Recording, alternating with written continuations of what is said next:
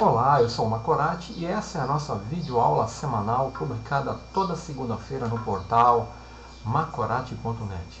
Nessa videoaula eu vou apresentar os conceitos básicos do Entity Framework e do Entity Data Model. O Entity Framework é a ferramenta ORM da Microsoft.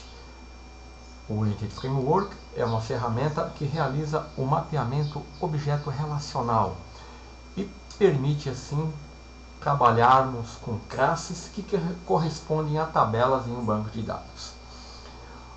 O Entity Framework ele parte do modelo relacional e nos gera um modelo de entidades, onde eu tenho classes mapeadas para as respectivas tabelas do banco de dados. Dessa forma, o Entity Framework torna transparente o acesso e faz com que eu não tenha mais a necessidade de escrever códigos onde eu tenha que usar os objetos da Adonet, como Command, Connection, Dataset, Data Reader. E também eu não preciso mais utilizar as instruções SQL, como Select, Insert, Update, Delete na minha aplicação. O Entity Framework ele realiza o mapeamento objeto relacional, gerando as entidades e mapeando-as para as tabelas do banco de dados. Quando ele faz isso, o modelo conceitual, o modelo de armazenamento e o mapeamento entre o banco de dados e o modelo de entidades ficam armazenados em uma especificação externa chamada Entity Data Model, que é o coração do Entity Framework. Dessa forma, eu tenho um modelo de entidades expresso no meu Entity Data Model gerado pelo Entity Framework. Mas por que eu preciso disso? Se pensarmos que quase 90% das aplicações comerciais e corporativas utilizam um banco de dados relacionais, e se lembrarmos que o surgimento dos bancos de dados relacionais ocorreu na década de 70, quando a utilização das linguagens orientadas a objetos era incipiente, podemos compreender que atualmente temos uma grande, ou seja, a maior parte das aplicações utilizam um banco de dados relacional. Só que atualmente as linguagens orientadas a objetos são muito utilizadas, né? São as principais linguagens de desenvolvimento de aplicações, são as linguagens orientadas a objeto. Isso trouxe à tona incompatibilidades entre o modelo do banco de dados relacional e o modelo de objetos usado para expressar as nossas classes e para expressar o nosso domínio nas nossas aplicações. Então, essas incompatibilidades se expressam nos tipos de dados. Como, por exemplo, no mundo relacional eu tenho o tipo de dados varchar. No mundo dos objetos eu não tenho varchar, eu tenho string. As associações, os relacionamentos. O mundo relacional trata o relacionamento de uma maneira diferente do que o modelo de entidades e de classes. A granularidade, ou seja, o número de classes, nem sempre vai ser igual ao número de tabelas no mundo relacional. A herança, que é um quesito fundamental da orientação a objeto, não pode ser representada de maneira correta no modelo relacional. E a identidade, a maneira como o modelo relacional, utilizando as chaves primárias, identifica um registro numa tabela, é diferente da maneira que um objeto é identificado. Eu posso ter, no modelo de objetos, dois objetos com dados distintos, com dados iguais, sendo considerados diferentes. Então, essas incompatibilidades tornam o trabalho do desenvolvedor mais complexo. Ele tem que tratar com isso, ele tem que contornar isso. Então, o surgimento das ferramentas ORM acompanhou a evolução da utilização das linguagens orientadas a objetos. Lembrando que, quando eu utilizo o Entity Framework, eu gero o Entity Data Model, que faz a sua conexão com um banco de dados usando um provedor Adonet. Esse provedor, ele geralmente é desenvolvido pelo fabricante do banco de dados ou por um terceiro. Então, quando eu vou me conectar com um banco de dados, eu preciso selecionar o provedor para fazer a comunicação entre o modelo de entidades e o banco de dados. Tá? No caso, por exemplo, do MySQL, eu tenho que usar um provedor do MySQL. Então, o Entity Data Model, ele é o modelo de dados, entidade relacional, cujo conceito central são as entidades e os relacionamentos. E essas entidades são instâncias de tipos de entidades, como cliente, produto, categoria, que representam e estão relacionadas com as minhas tabelas no meu modelo. Então, no Entity Data Model, eu tenho 3 arquivos principais, tá? Que são o arquivo de definição de esquema conceitual, que é o arquivo .csdl, que define o modelo conceitual, o arquivo de definição de esquema e armazenamento, .ssdl, que define o modelo de armazenamento ou modelo lógico, e o arquivo de especificação de mapeamento, que define o mapeamento dos modelos. Eu tenho aqui, então, a representação desses arquivos no Entity Data Model, e o Entity Framework, ele utiliza esses modelos baseados em XML e os arquivos de mapeamento para transformar as operações básicas de acesso a dados, como crer, ler, atualizar e deletar, contra as entidades e relacionamentos no modelo conceitual para as operações equivalentes na fonte de dados. Ok? Então, assim, eu tenho, através do Entity Framework, que realiza o meu mapeamento objeto relacional, eu parto do banco de dados e eu tenho as classes que representam, tá, as minhas entidades. Eu parto do banco de dados e eu vou ter meus objetos em memória. E eu vou trabalhar com esses objetos. Então, o Entity Framework, ele permite trabalhar com as entidades que representam os meus objetos do domínio.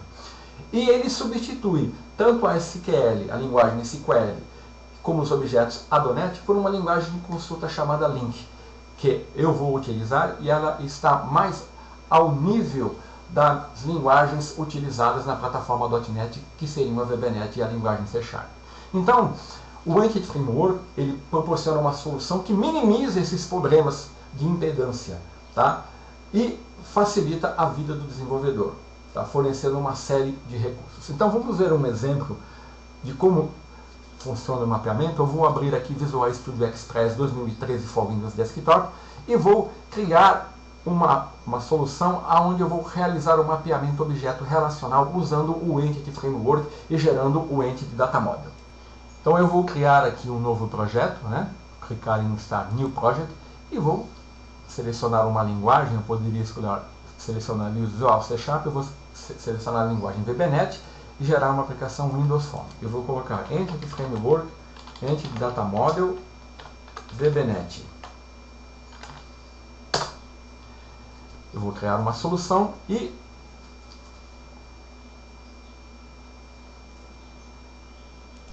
então eu tenho aqui a minha solução. Eu vou visualizar a janela Database Explorer. E aqui eu vou, para tornar o nosso projeto mais aderente às boas práticas, vou incluir um novo projeto do tipo Class Library, que eu vou chamar Entity Framework DAO, aonde eu vou criar o meu modelo de entidades, tá? Então eu tenho aqui o meu projeto EFDAO, né? E aqui eu vou selecionar no menu Project Add New Item e vou selecionar a guia data e vou selecionar Adonet Entity Data Model. E aqui, como eu vou acessar o banco de dados Northwind, eu vou chamar aqui de Northwind. O arquivo EDMX é o arquivo que representa o meu Entity Data Model. Eu vou dar um Add, ele vai me abrir agora o assistente, onde eu vou selecionar a partir da onde que eu vou gerar o meu modelo. Eu vou gerar a partir do banco de dados. Então vou selecionar Generate from Database e clicar em Next. E aqui eu vou selecionar a conexão com o Northwind. Note que aqui ele já selecionou na string de conexão da entidade o provedor, né, SQL Client, e a string de conexão, tá? E ele vai salvar no arquivo appconfig o meu container que representa o Entity Data Module. É através desse nome que eu vou acessar o meu modelo de entidades. Eu vou dar um Next, ele vai me abrir aqui as tabelas do banco de dados para me selecionar as tabelas. Aqui eu vou selecionar a versão do Entity Framework que eu estou usando, que é o Entity Framework 6.0. Tá? Eu já tenho a versão 6.1. Vou clicar em Next e ele vai me abrir aqui a tabela do banco de dados Northwind, e eu vou selecionar somente as tabelas. Note que eu poderia trabalhar com visões ou com história de procedures também. Eu vou selecionar aqui a tabela Customer e a tabela Orders. Tá? Eu poderia selecionar a tabela, todas as tabelas, tá? Mas eu vou escolher algumas para você ver ele gerando um modelo de entidade. Eu vou selecionar aqui Pluralize ou Singularize Generate Object Name, vou aceitar o nome padrão e vou dar um Finish. Agora ele está gerando o meu modelo de entidades. E eu tenho aqui o meu modelo de entidade gerado. Olha, eu tenho a entidade Customer e a entidade Order. Tá? Se eu clicar aqui e selecionar Mapping Details, olha que eu selecionar a entidade Customer, eu vejo o mapeamento que foi feito. Olha, eu tenho aqui a tabela Customer. Note que o Customer ID é do tipo nchar. Ele mapeou para a minha entidade Customer como um string, né? E assim, para cada campo da tabela, ele mapeou uma propriedade. Tá? O relacionamento entre as tabelas também foi representado por uma associação, né? Onde eu tenho a representação das tabelas, né? E isso é feito, a navegação entre essas duas tabelas é feito pela Navigation Properties, tá? Expressada aqui nessa associação. No meu container eu tenho aqui o meu Northwind EDMX, que é representado por esse nome e que é acessado através desse nome também. Então eu tenho as duas entidades mapeadas para as tabelas do banco de dados. E agora eu vou mostrar como podemos acessar. Antes disso, eu vou ter que incluir aqui no meu projeto Windows Form uma referência, né, ao meu projeto onde está o meu modelo de entidades. Tá? Então eu vou dar um OK. Selecionei aqui o meu modelo e agora eu vou dar um build na minha solução. Feito isso, eu vou selecionar aqui o meu formulário e agora eu vou incluir no meu projeto uma Add New Data Source. Agora eu vou acessar o meu modelo de entidades. Então eu não vou acessar no banco de dados nenhum serviço, eu vou acessar objetos. Então eu vou selecionar Object, vou dar um Next, vou selecionar aqui o meu projeto SDA, onde eu tenho as minhas entidades, vou dar um Finish e eu tenho aqui no meu Data Source as minhas entidades, né, que eu posso arrastar e soltar no meu formulário. Deixa eu dar um rebuild no projeto,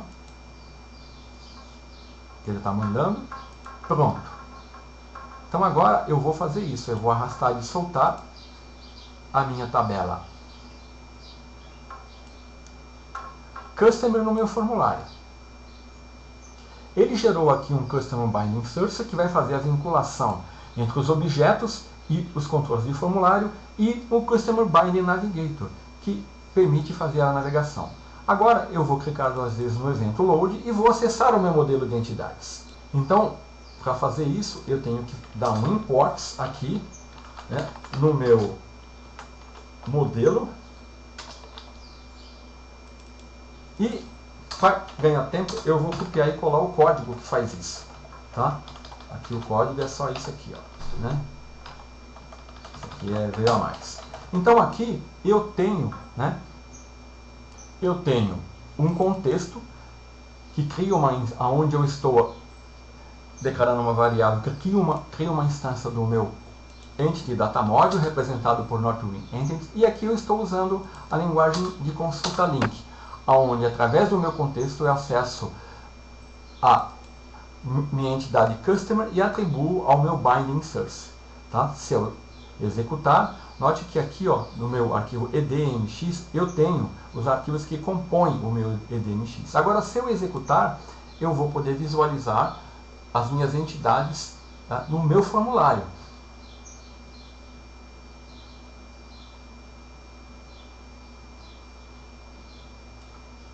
Pronto, está aqui, ó.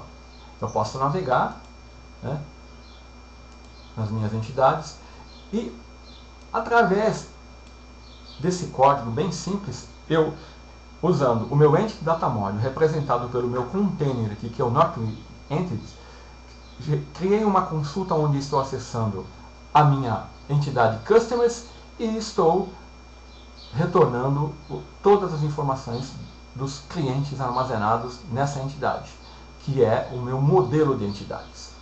Tá? E aqui, o resultado da consulta eu atribuo ao meu Binding Source e eu tenho aqui o resultado no formulário, tá? Onde eu acessei o meu modelo de entidades e expressei isso na minha aplicação Windows Forms. Então, você viu que é muito simples através do Entity Framework gerar um Entity Data Module. Existe muito mais a falar sobre o Entity Framework, mas nessa primeira apresentação, creio que você conseguiu ter a noção do poder do Entity Framework. Então, era isso que eu queria falar. Até a próxima videoaula.